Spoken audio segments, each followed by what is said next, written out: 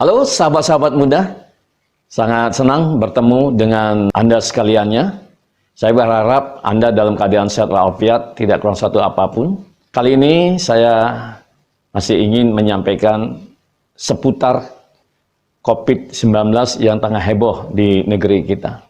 Gugurnya satu persatu para pahlawan kesehatan di gugus depan dalam perang melawan virus corona COVID-19 dan tingginya angka kematian akibat virus ini telah menarik perhatian dunia. Tidak terkecuali para peneliti asing.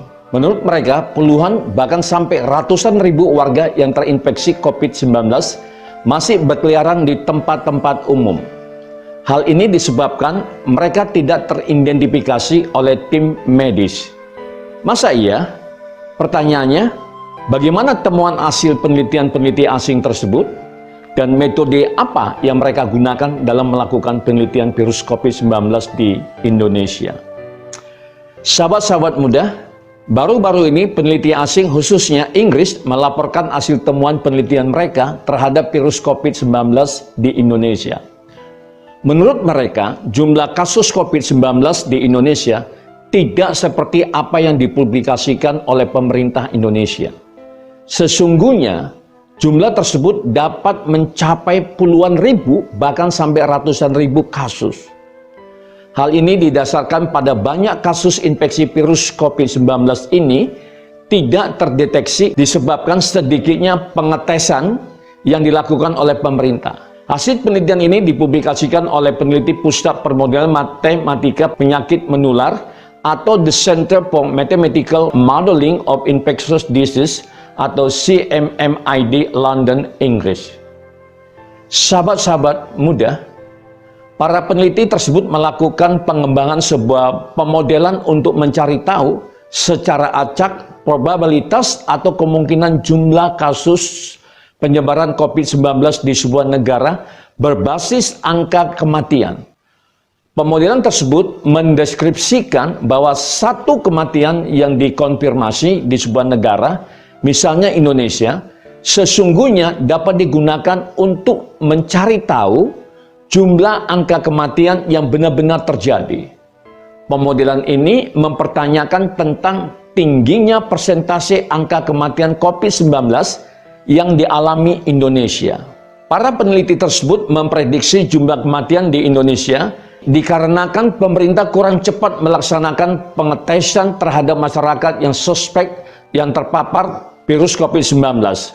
Angka kematian yang dipublikasikan oleh pemerintah Indonesia menjadikan Indonesia menduduki urutan pertama dalam kasus kematian virus COVID-19 di dunia dengan persentase mencapai 11,4% atau 78 kematian dari 893 kasus. Data ini tercatat per Kamis 26 Maret 2020 yang diikuti oleh angka terendah di dunia terhadap pengetesan virus COVID-19. Sebelumnya, Indonesia hanya melakukan 1.727 tes. Bila dikomparasi dengan seluruh jumlah populasi yang ada, baru satu orang dites dari 156.000 orang.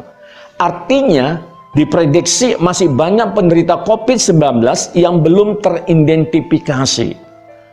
Pengimporan 150.000 instrumen tes oleh pemerintah dari Cina sangat diharapkan dapat mempercepat pengetesan terhadap warga yang suspek terpapar virus corona COVID-19.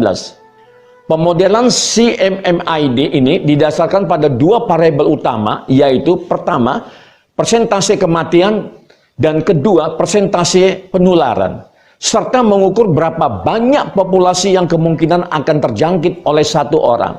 Lalu para peneliti tersebut mengkomparasikan persentase angka kematian di Indonesia dengan data kematian COVID-19 WHO sebanyak 3%, yaitu 3 kematian per 100 kasus.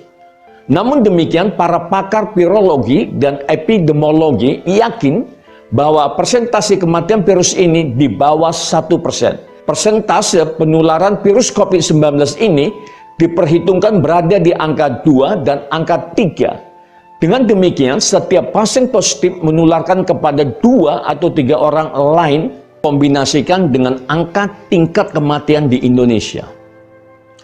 Maka para pakar memperhitungkan sesungguhnya tingkat infeksi COVID-19 di negeri ini sudah lebih tinggi dari apa yang diperkirakan oleh pemerintah. Jika merujuk pemodelan CMMID dengan persentase kematian COVID-19 sebesar 1% dan persentase penularan terhadap 2 orang diperhitungkan sudah ada 70.848 kasus virus corona COVID-19 di Indonesia.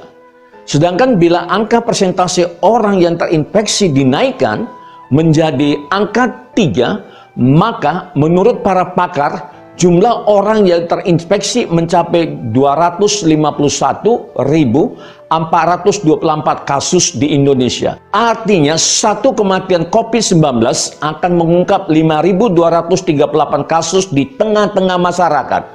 Namun demikian, menurut perhitungan para pakar, angka sebenarnya ada di antara 2 dan 3.